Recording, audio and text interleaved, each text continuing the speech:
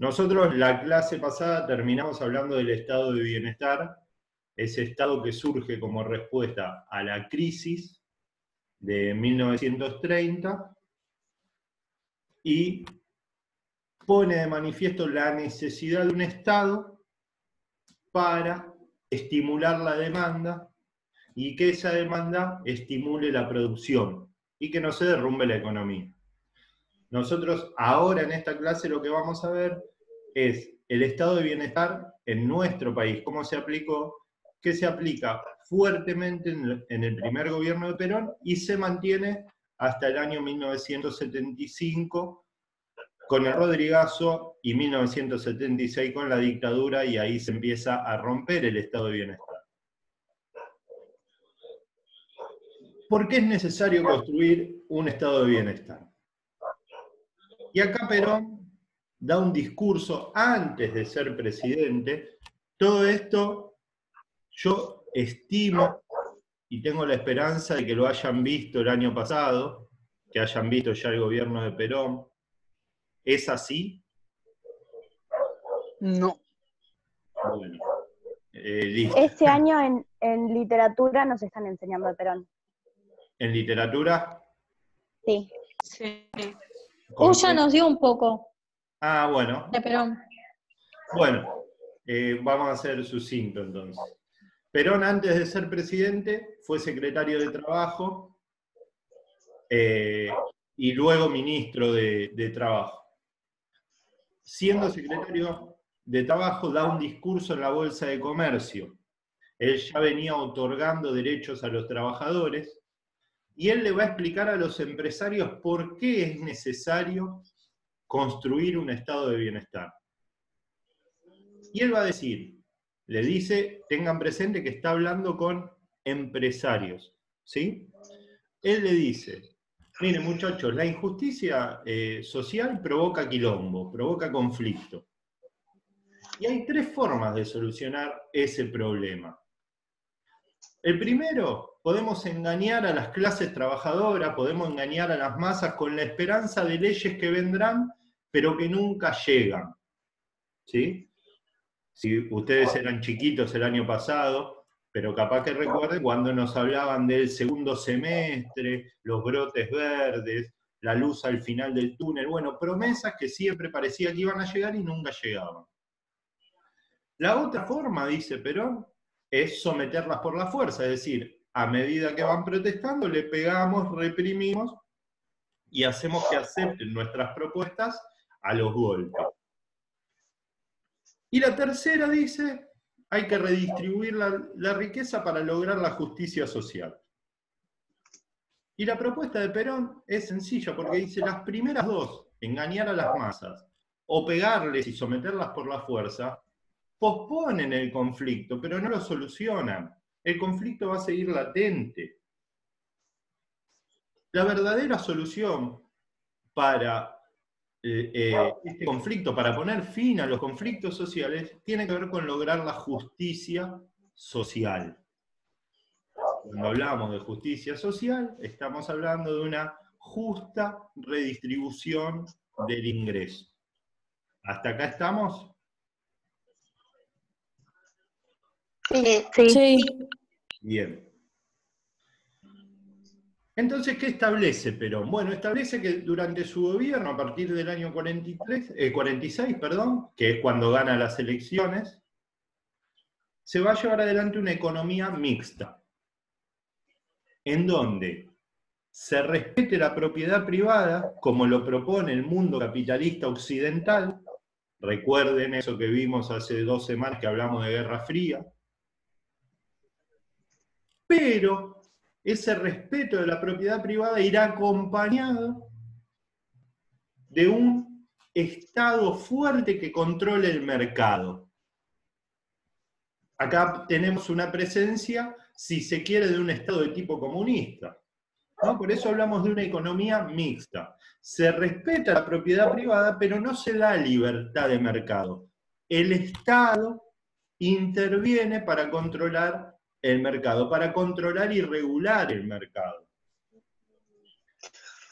¿Para qué? ¿Cuál es el objetivo? profundizar el desarrollo industrial.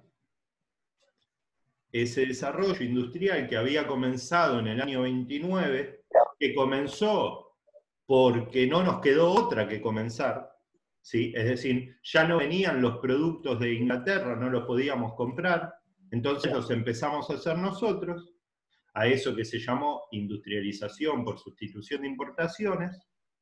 Bueno, ahora que tenemos esa industria que empezó a caminar medio a los tumbos y a las apuradas, bueno, ahora consolidemos y avancemos en ese rumbo de país, seamos un país industrial. ¿Hasta acá estamos? Sí. Sí. Profe, ¿se respeta la propiedad, pero es controlado por el Estado? ¿Y quién está hablando, Cane? Sí.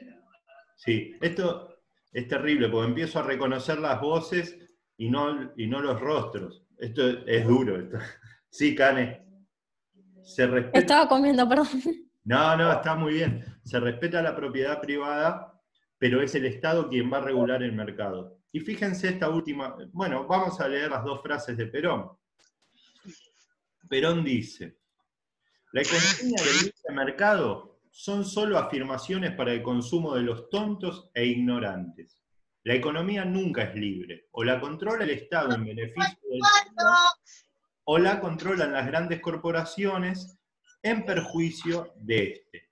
Acá está clara cuál es la definición de Perón y el por qué el Estado, ¿por qué el Estado se va a meter en lo económico? Bueno, porque es, o lo regula el Estado en beneficio de las mayorías, o lo regula el mercado en beneficio de unos pocos, y cuando beneficia a unos pocos, perjudica a la mayoría.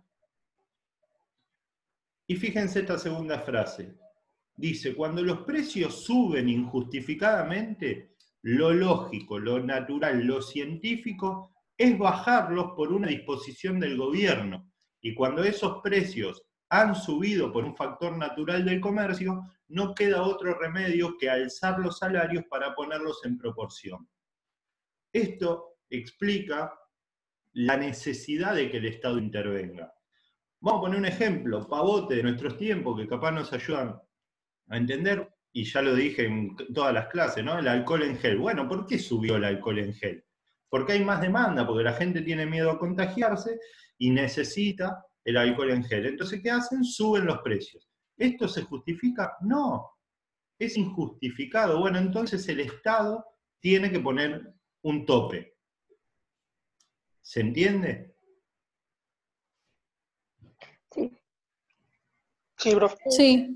Bien, seguimos entonces. Esto es la economía mixta, esto es muy importante, porque nos va a llevar, y miren, ya pensando en un año de 2 años, en el 75-76, cuando ustedes sean grandes el año que viene, y hayamos sobrevivido, este Estado se empieza a destruir recién en el 75-76. Hubo otros intentos previos, pero en el 75-76 se empieza a destruir ya seriamente. Bueno, hay que redistribuir la guita, ¿sí? ¿Cómo hacemos para redistribuir la plata? 2 medidas fuertes va a tomar el peronismo de arranque. Nacionalizaciones. Esto quiere decir, Argentina pasa a ser dueña de ferrocarriles, teléfonos, comercio exterior, flota mercante. Fíjense, ¿sí? Hay una canción de Atahualpa Yupanqui que la canta Divididos, que dice, las penas son de nosotros, las penas y las vaquitas se van por la misma senda, las penas son de nosotros, las vaquitas son ajenas.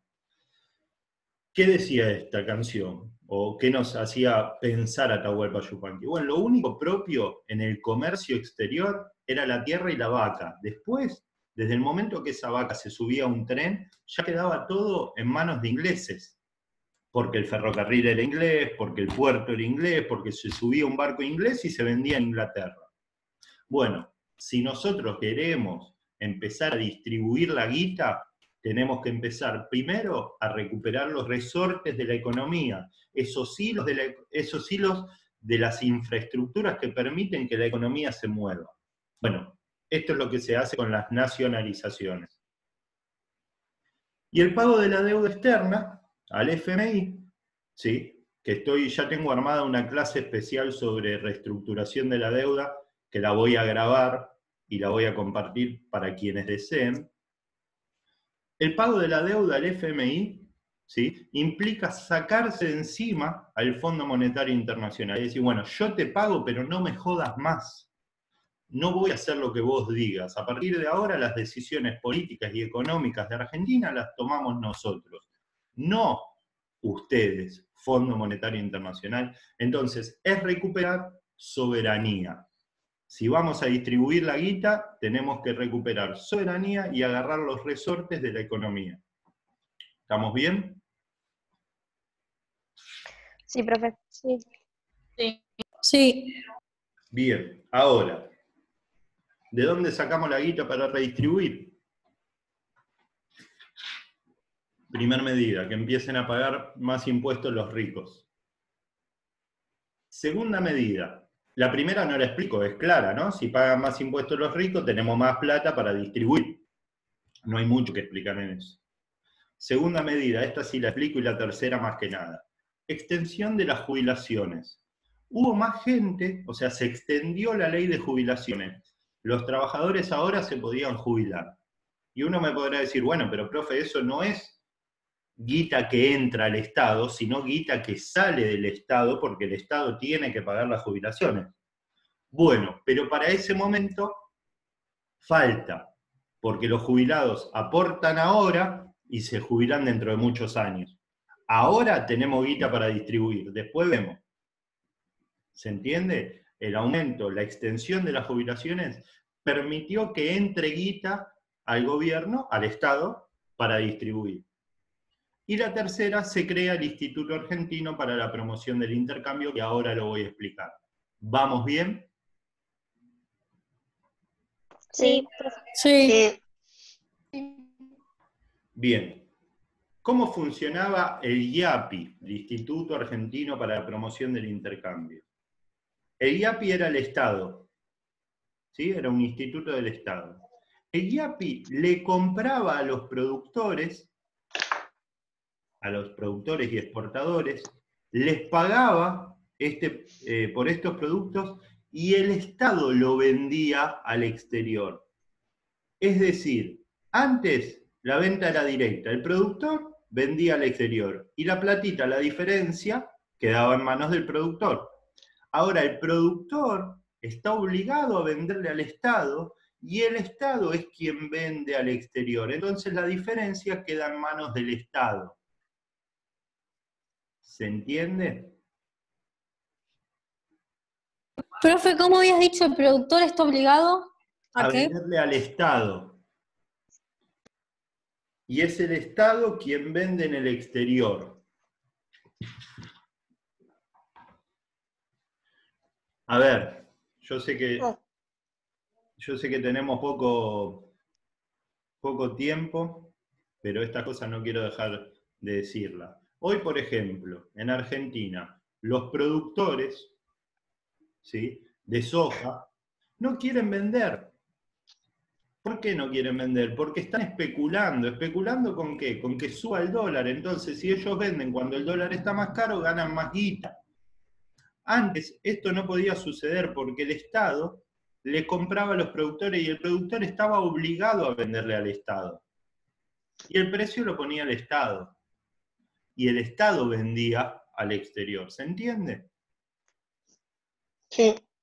Sí, profe. Chicos, chicas, ustedes Sí. ya son grandes para entender algunas cositas que se van hablando en los medios de comunicación. Cuando hablan del dólar blue, ayer hablaron mucho del dólar blue a 130 pesos, eso está marcando que hay algunos especuladores que no quieren vender porque dicen, el dólar se va a ir a 130, ahora está a 70, 68, espero, me guardo la cosecha y después la vendo. Pero eso ¿qué produce? Que en nuestro país no entren dólares, porque los dólares en nuestro país entran principalmente por la venta de esos productos. ¿Se entiende? Sí. Sí. Bien. Lo que me interesa ahora es esto. El IAPI va a ser el encargado de poner en marcha lo siguiente. que es el círculo virtuoso de la economía. Acá tenemos el IAPI, ¿sí? El Instituto Argentino para la Promoción del Intercambio, que lo que hace es le compra al productor y vende en el extranjero. ¿Qué hace con esa diferencia? Le otorga créditos baratos a las pequeñas y medianas empresas.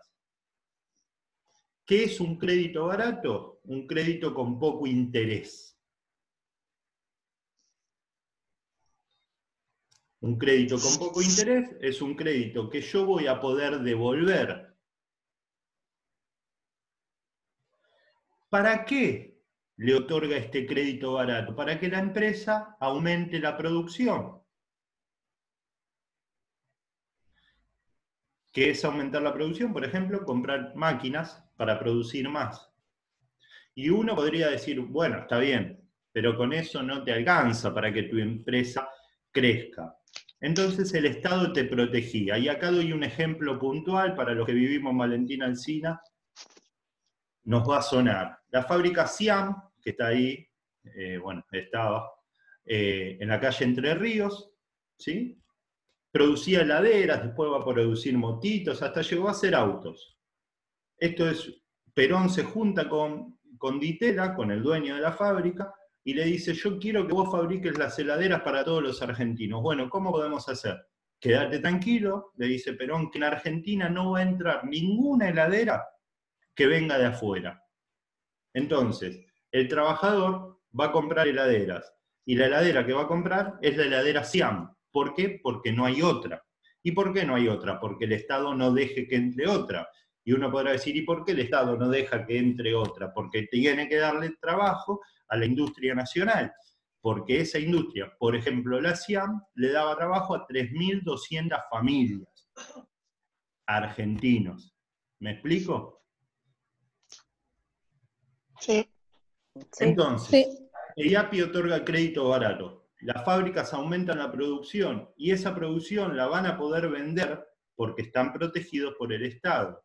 Cuando aumenta la producción, aumenta el trabajo. Si vamos a producir más, necesitamos más gente que produzca. Cuando aumenta el trabajo, aumenta el salario. ¿Sí? ¿Por qué? Porque hay más trabajadores, entonces las empresas necesitan esos trabajadores, los trabajadores piden aumento de salario y se les otorga. ¿Acá por qué? Porque es la empresa quien necesita al trabajador. Cuando es al revés, los salarios bajan. Cuando es el trabajador quien necesita a la empresa, los salarios bajan. ¿Estamos? Sí, profe. Cuando Sí. aumenta el salario, ¿qué hacemos los trabajadores? Vamos y compramos. ¿Sí? No ahorramos. Si nos sobra mucho, después ahorramos, pero los trabajadores aumenta el salario y aumenta el consumo, salimos y compramos. El consumo aumenta por el aumento del salario y también por el salario indirecto, es decir, por el subsidio de determinados consumos. Es guita que te dejan en el bolsillo, esto lo expliqué en la clase pasada. Cuando aumenta el consumo, aumentan las ganancias de las empresas. Y con el aumento de ganancias de las empresas pueden devolver el crédito del IAPI. ¿Se entiende? Sí, profe. Sí. Esto es lo que llamamos círculo virtuoso de la economía, que es un círculo que se sostiene en la expansión del mercado interno, que si lo ponemos en términos teóricos de la clase pasada, es lo que Keynes dice, hay que aumentar la demanda, la gente tiene que ir a comprar. ¿Estamos? Sí. Sí, profe. Sí, sí. ¿Cuál es el objetivo de esto? El objetivo es construir una nación socialmente justa, económicamente libre y políticamente soberana. Vamos a empezar a explicar cada uno de estos. Una sociedad socialmente justa tiene que ver con una sociedad que redistribuye las riquezas. Una sociedad que achica la brecha entre ricos y pobres. No quiere decir que sean iguales, que todos ganen lo mismo, sino que los ricos no sean muy, muy ricos y los pobres muy, muy pobres, sino que achiquemos la distancia. Y Perón va a decir, si logramos una sociedad socialmente justa, lo que vamos a estar logrando es reducir el conflicto social. ¿Estamos? Sí. Sí. Porque vamos a lograr una reducción de la injusticia y el trabajador no va a pelear, no va a generar quilombo, a generar conflicto, cuando tiene garantizado que puede morfar todos los días, que tiene trabajo, que tiene un salario, que se puede tomar vacaciones, que tiene un aguinaldo, que sus pibes pueden ir a la escuela. Si garantizamos eso, no, vamos a reducir el conflicto social. Una nación económicamente libre, ¿esto qué quiere decir? Bueno, una nación que no dependa económicamente de nadie. Para eso es fundamental, o fue fundamental, pagarle al Fondo Monetario Internacional, sacarse de encima al fondo. ¿Sí? ¿Por qué? No sé si ustedes esto lo escucharon en alguna clase, pero ¿saben cómo funciona el Fondo Monetario Internacional?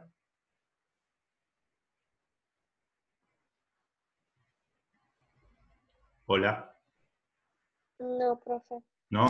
No, profe, no sé. Bueno, el Fondo Monetario Internacional funciona de la siguiente manera. Te presta guita, pero te condiciona. ¿Sí? Es eso que pueden buscar el discurso de Macri de 1 minuto y medio en el 2018, cuando él dice que volvimos a pedir plata al fondo. A partir de ese momento se empieza a hablar de un préstamo stand-by. Stand-by yo lo explico de manera medio brutal. ¿Vieron la tele cuando la dejás en stand-by que queda la lucecita ahí prendida, pero vos no ves nada? Sí. Bien, tenés que tocar el botón para que la tele se prenda.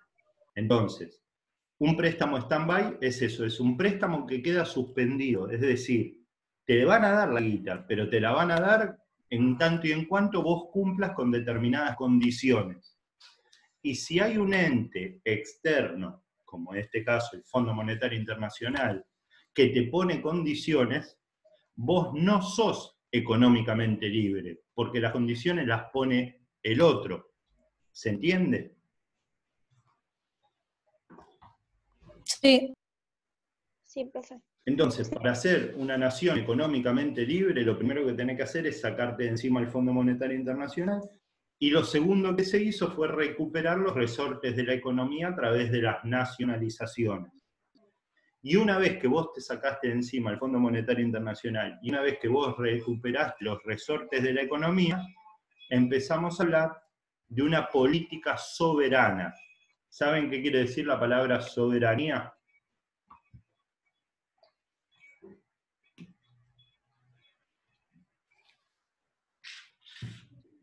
Bueno, estimo que el silencio quiere decir que no.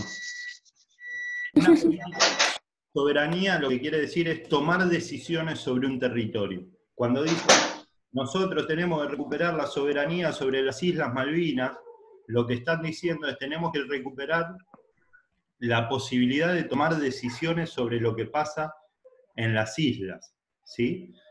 Si vos te sacaste de encima el Fondo Monetario Internacional, si vos recuperaste los resortes de la economía, podés empezar a tomar decisiones políticas soberanas, libres, sobre tu territorio. ¿Se entiende? Sí, sí. Sí, profe. Bien.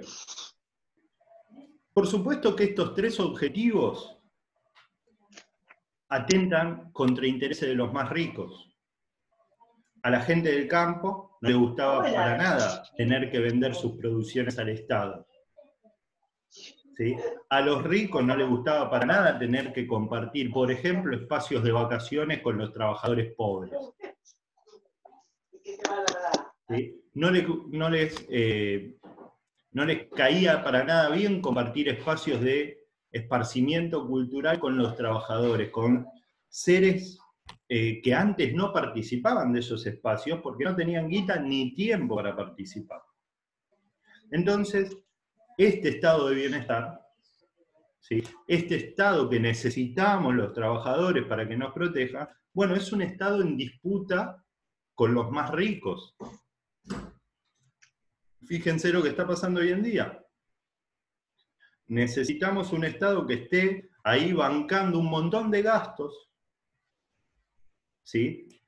Para cubrir las necesidades de un montón de familias, porque se paró la economía producto de la pandemia. Bueno, y para pagar el ingreso familiar de emergencia, para pagar la asignación universal por hijo. Bueno, ¿de dónde sale la guita? Bueno, ahora se está discutiendo que los ricos paguen más impuestos. Y los ricos no quieren. Y está bien que los ricos no quieran, digo, porque ellos defienden sus intereses. Bueno, nosotros tenemos que defender los nuestros. Es una disputa. El estado de bienestar es una disputa. Redistribuir el ingreso es una disputa. Cómo se distribuye la guita de un país son decisiones políticas. Y esas decisiones políticas son decisiones que tenemos que disputar. ¿Se entiende? Sí, profe. Sí, profe. Sí. Profe, Por último. creo que me lo había respondido. ¿Cómo? Era, ¿los ricos cómo llegaron a ser ricos? Bueno, es una pregunta casi existencial. Tiene que ver con la propiedad privada y cómo se apoderan de esa propiedad privada. En nuestro caso, los grandes grupos económicos concentrados, en Argentina, la clase propietaria, muchos se apropiaron de la tierra de los indios en 1879 con la campaña del desierto, y a partir de ahí comenzaron a generar sus riquezas. Pero nos vamos a ir por las ramas, ¿sí? Si es legal o no es legal, si fue legítimo o no es legítimo que los ricos sean ricos, será discusión para cuando nos podamos ver, porque son largas. Estos 40 minutos de Zoom no nos van a dar el tiempo. Lo que sí tenemos que saber es que distribuir el ingreso de una nación implica una disputa de poder. Profe, si no, volvete a unir. También la podríamos seguir. Bueno, ahora vemos, si quieren la podemos seguir un ratito más. ¿Estamos? Ya con esto termino. Sí. A ver, esperen que dejo de compartir la pantalla, así nos volvemos a ver. Dejo de grabar.